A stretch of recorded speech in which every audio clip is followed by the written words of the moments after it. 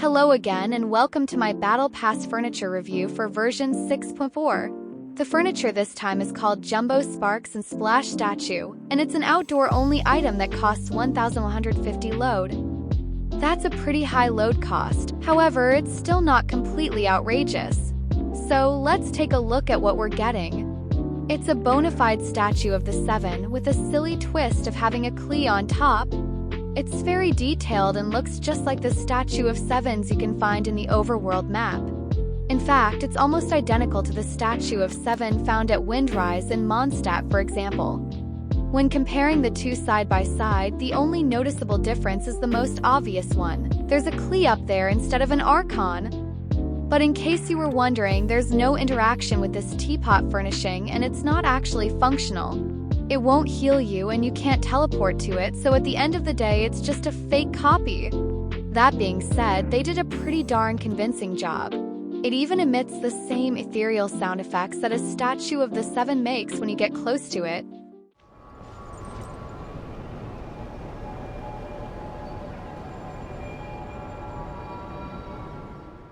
It's also emitting that distinct sparkly blue beam of light high into the sky. It's visible from really far away too, so if you ever get lost in your teapot, you can use it to guide your way back. It even has the unique property of being visible in edit mode, even when you're in a different area. This is a behavior that is usually unique to teleport waypoints. That means it could be useful for certain specific glitches that would benefit from this type of marker, such as load skip. Naturally, you can always hide the statue underground via sinking glitch and use it just for the beam. The beam shoots out really high above it, so it's quite easy to use it this way.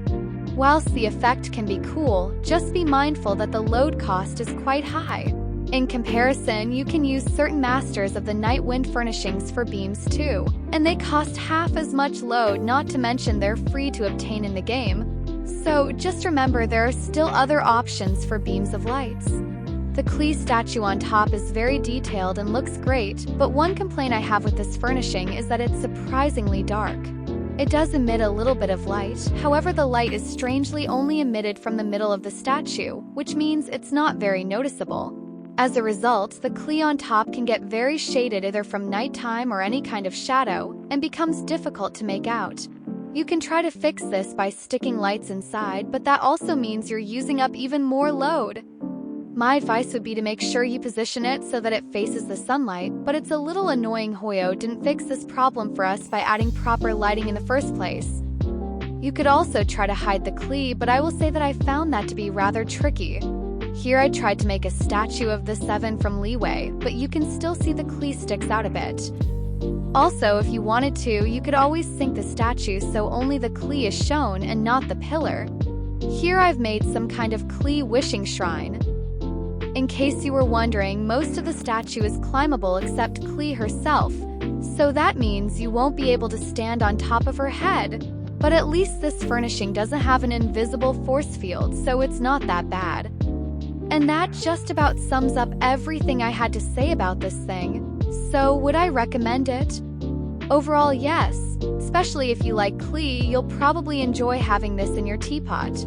But I feel this could be used for all kinds of builds if you get creative with it. Whilst it's not really functional, you could even hide a waypoint inside and trick your friends into thinking you have a real statue of the Seven in your teapot.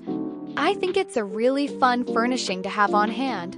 But please let me know what you think, since that's just my opinion. Thank you for watching as always.